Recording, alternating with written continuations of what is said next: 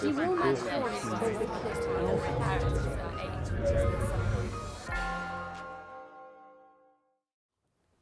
Again, coming back to the distinction between persons and animals, we might want to collapse that. We might want to say, maybe we don't need that distinction.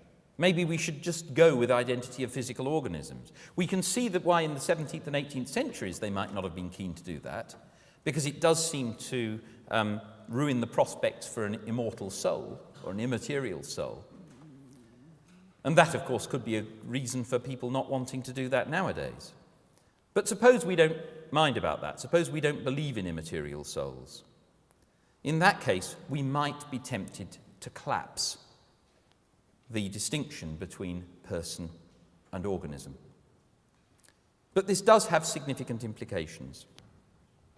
If I was once a fetus, and this human organism was once, it seems to follow that I once wasn't a person. To be a person, you need to have some significant mental life, or at least that is how most people would understand the notion of person.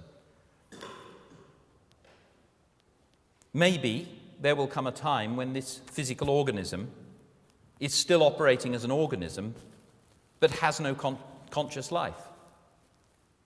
Maybe at the end of my life, this will be a physical organism after the personhood has gone. So it might seem to follow that being a person is, as it were, an accidental property of mine rather than an essential property.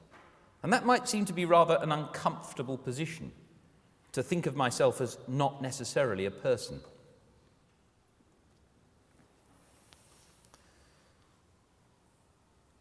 Okay, suppose we bring these together. Suppose we're impressed by that thought. Could we not then identify the person with the developed functioning brain rather than the whole organism? So in other words, maybe we want to say that a person only comes into existence not when the embryo is formed, not at conception, not even when there's a very early fetus, but when the brain starts developing. When consciousness emerges, that's when a person comes along, and the person is to be identified with the developed functioning brain rather than with the whole organism. So that can make sense of the Williams cases, where the brain gets transplanted. Maybe there we fairly unproblematically want to say that my brain, your body, is one and the same person as my brain, my body. So when you have a brain transplant, actually it's a body transplant, not a brain transplant. You can imagine some devious, clever person approaching somebody who's a bit simple, but happens to be blessed with an extremely good body, and persuading them that it will be greatly to their advantage to have this wonderful brain transplanted into their body. And thus the old genius gets rejuvenated. Okay, so this solves some of the problems. But unfortunately, things aren't so simple. Split brain cases, for example. If the nerves between the hemispheres of the brain are surgically cut, and that is a procedure that can be done, I think treatment can be an extreme treatment for epilepsy, for example, then you can have a single brain giving rise to two conflicting behaviors. You can find the two hands do different things. They no longer coordinate. Okay, let's build a problem case from this. Suppose we have a single brain that's split and put in two bodies. Each half of the brain can, in certain circumstances, survive alone. Suppose, that is, if part of the brain is destroyed, one can make do with less. Suppose it became possible to transplant the two halves into separate bodies. In that case, you'd have two new persons, both having brain and memory continuity with the original. Okay? So both the two persons would remember being me. There would be at least significant continuity over both, of both brain and thought, what do we say then? Well, maybe if this happened, we'd actually give up the notion of strict personal identity. Maybe if this became a common thing, we would no longer think of personal identity as all or nothing.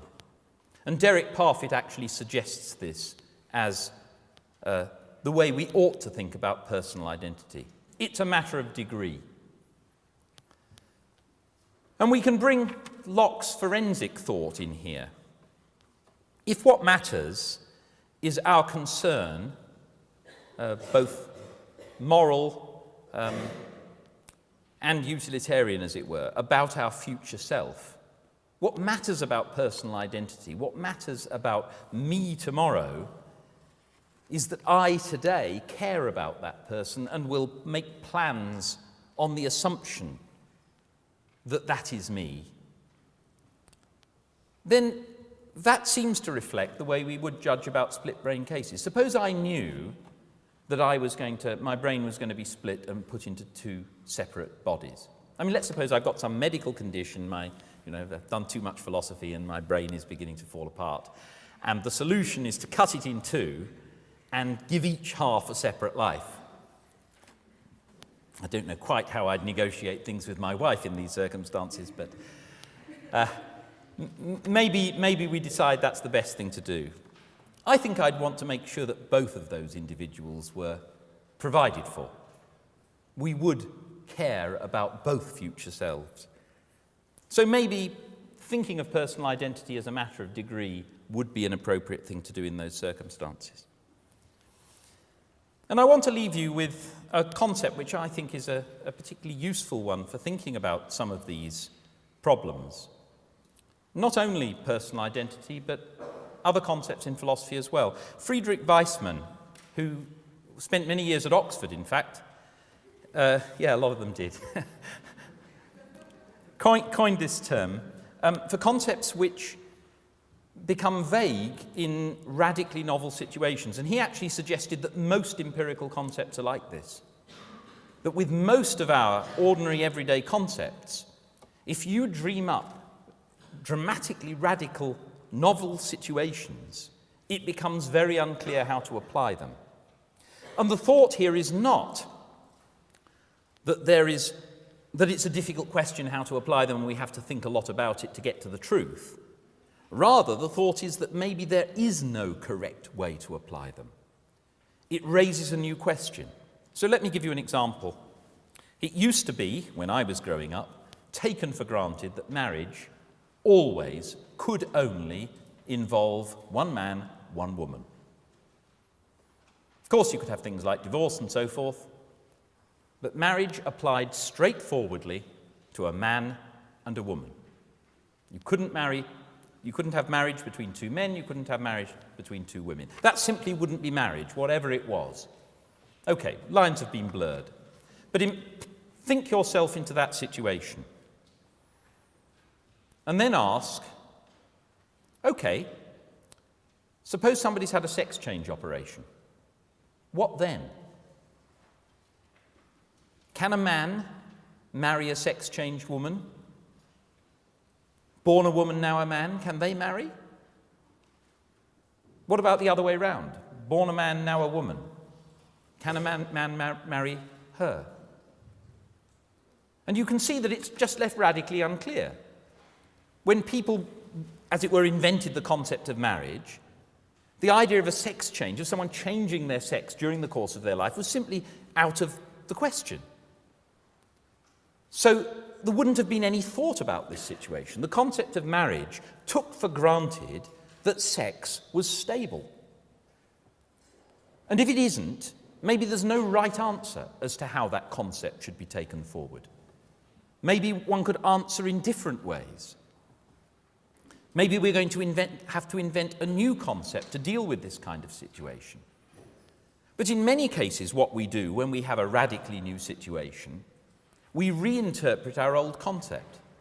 Or take having a conversation. We know what having a conversation with someone is like. Okay. And then the telephone comes along. Is that having a conversation? Well, sort of yes. Seems pretty close. What about email? Is that having a conversation? You can see that as technological change takes place, it may become radically unclear how we should adapt our concepts to cope with it. And it may be that personal identity is a concept which takes for granted all sorts of things, which in the vast majority of cases are true of us.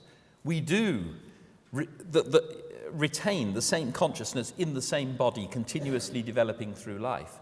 It may be that when we dream up these puzzle cases, we are inventing situations to which there is in fact no right answer. If such things were to become commonplace, then maybe we'd have to adapt our concepts. On that note, I'm going to finish. Thank you very much for staying to the end.